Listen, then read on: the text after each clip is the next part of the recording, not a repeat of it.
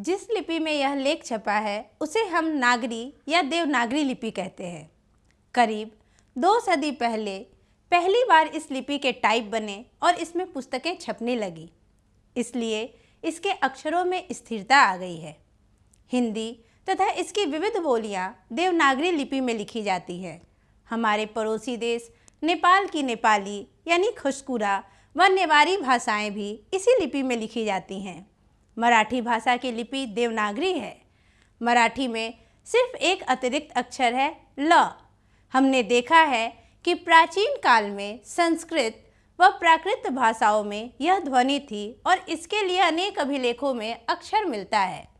देवनागरी लिपि के बारे में एक और महत्वपूर्ण तथ्य यह है कि संसार में जहाँ भी संस्कृत प्राकृत की पुस्तकें प्रकाशित होती हैं वे प्रायः देवनागरी लिपि में ही छपती हैं।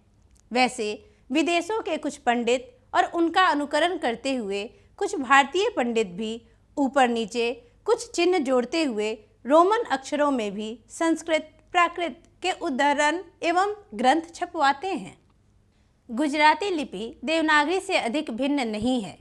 बंगला लिपि प्राचीन नागरी लिपि की पुत्री नहीं तो बहन अवश्य है।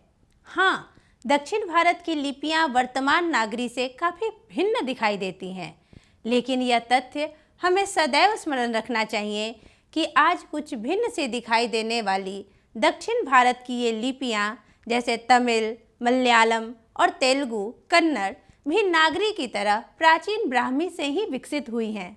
निबंध के पहले अनुच्छेद में लेखक कहते हैं कि करीब 2 सदी पूर्व पहली बार देवनागरी लिपि के टाइप निर्मित हुए और पुस्तकें छपने लगी। हिंदी तथा हिंदी की विविध बोलियों की लिपि भी देवनागरी है। लेखक ने जो यह निबंध लिखा है वह भी नागरी लिपि में है।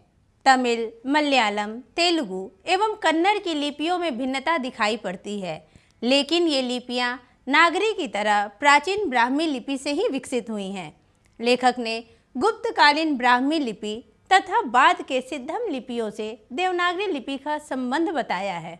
आइए इस अनुच्छेद के कुछ महत्वपूर्ण बिंदुओं को देखें। आप महत्वपूर्ण बिंदुओं को देख सकते हैं इस अंश के। नागरी लिपि लेख नागरी लिपि में लिखित है, यानी लेखक ने जो यह नागरी लिपि लिखा है, लेख जिसे हम पढ़ रहे हैं, वह नागरी लिपि में लिखा गया है। दूसरा, नागरी लिपि के टाइप 2 सदी पूर्व बने। आगे देखिए, गुजराती लिपि देवनागरी से मिलती जुलती है। बंगला लिपि प्राचीन नागरी लिपि की बहन है, यानी इसमें नज़दीकी का संबंध है। मराठी में सिर्फ एक अतिरिक्त अक्षर है, ये आप देख सकते हैं, जिसकी ध्वनि है ल। लिपि और भाषा आप देखिए, देवनागरी लिपि से विकसित हुई भाषाएं हैं हिंदी, मराठी, नेपाली, संस्कृत आदि, और ब्राह्मी जिन्हें प्राचीन ब्राह्मी लिपि से विकसित हैं तमिल, मलयालम, तेलुगु, कन्नड़। आगे के अंश में अब हम पढ़ेंगे। अभी कुछ समय पहले तक दक्षिण भारत में पोथियां लिखने के लिए नागरी लिपि का व्यवहार होता था। दरअसल नागरी लिपि के आरंभिक लेख हमें दक्षिण भारत से ही मिले हैं। दक्षिण भारत की यह नागरी लिपि नंदी नागरी कहलाती थी।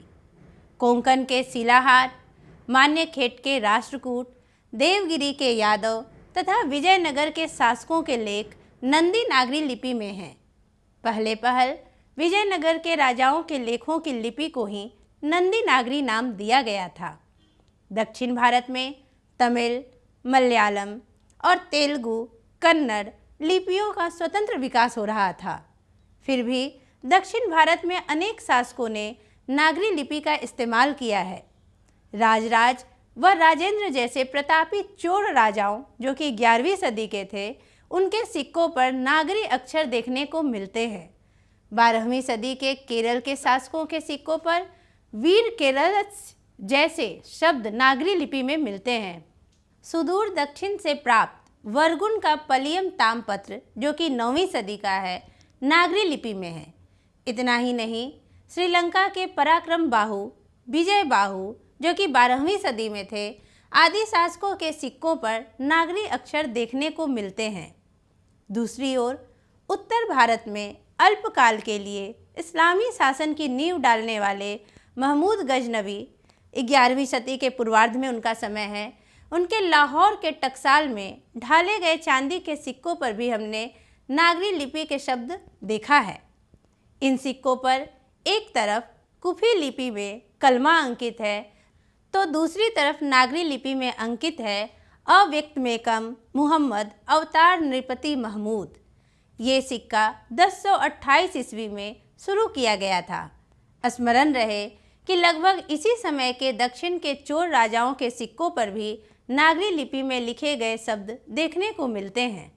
महमूद गजनवी के बाद के मोहम्मद गौरी, अलाउद्दीन खिलजी, शेरशाह आदि शासकों ने भी अपने सिक्कों पर नागरी शब्द खुदवाए हैं। बादशाह अकबर ने ऐसा सिक्का चलाया था जिस पर राम सीता की आकृति है और नागरी लिपि में राम सिय शब्द अंकित है।